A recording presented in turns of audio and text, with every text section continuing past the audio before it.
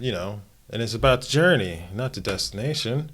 So speaking of that, so Ken, about a year and a half ago, he told me the difference between Eastern and Western storytelling, and it just has stuck with me, and it's actually like transformed how I view the world and how I do things, and it's incredible to me. So if you could elaborate on the difference between the two. Yes.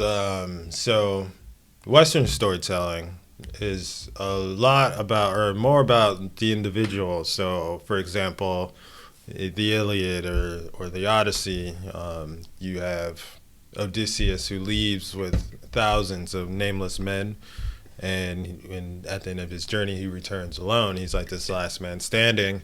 Whereas like Eastern storytelling, you have like a single man that sets out on a journey, and he meets people along the way that assist and become like partners and allies throughout his journey to the end goal. And that's it. That's pretty much that in a nutshell. Journey to the West. I guess I didn't say that. Yeah. Yeah. What I love about it is like, for a lot of my life, it is like, we have this American dream, and I'm gonna go after it. I'm gonna, hustle. I'm gonna do me. I'm gonna achieve this. Mm-hmm.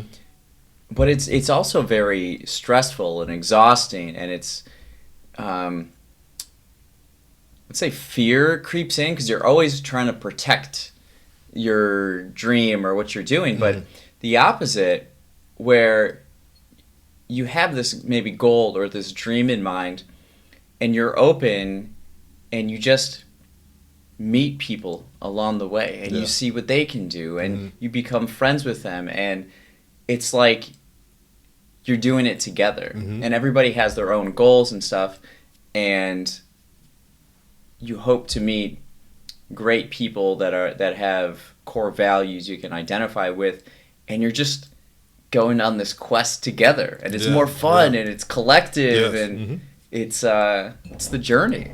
The journey, indeed. Yes. I mean, you nailed it. I don't really have much to follow up with that. It's just what I've been on. I guess the great point, or the great parts, is that we can pick and choose who we work with. And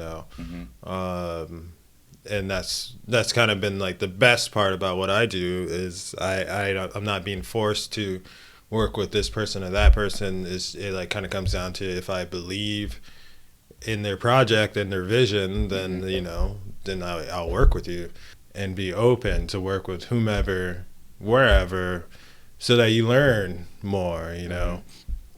So like being more open to the world means like you're accepting different cultures and different ideas, instead of like hating someone that chose to vote a certain way, which is like their right to do. You try to understand why. Everyone votes in what they think is in their best interest, and what's going to suit them the best. So we could see in America how we're talking about this Western kind of approach, how like people in their political views believe them to be right. So it's kind of like this fight. They want to fight because they're on this hero journey where they're going to be the last one standing to win the argument and to prove themselves. Right. There's no death to ego.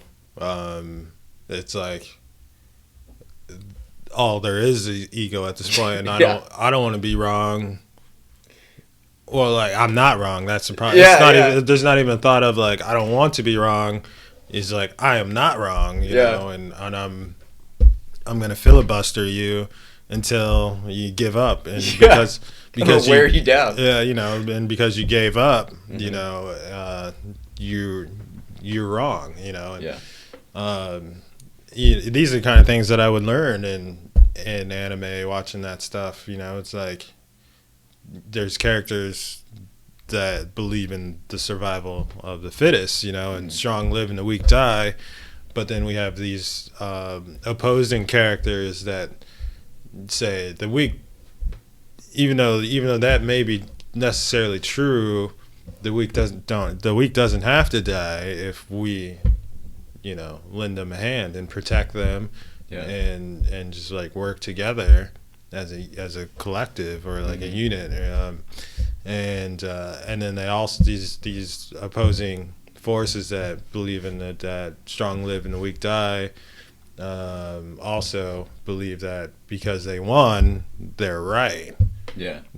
But that's not a good way of thinking. But that's how we think now. It's like because you back down, or because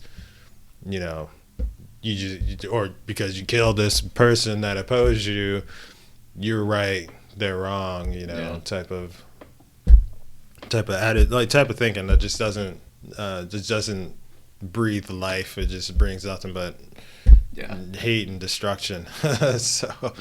So, yeah, I would say to summarize that, my experience over the last year and a half, especially just by taking on this more Eastern storytelling approach and applying it to my own life, has been a lot more enjoyable. Right on, man. Yeah. Cheers to that. Cheers to that with our coffee. Yeah. Dink.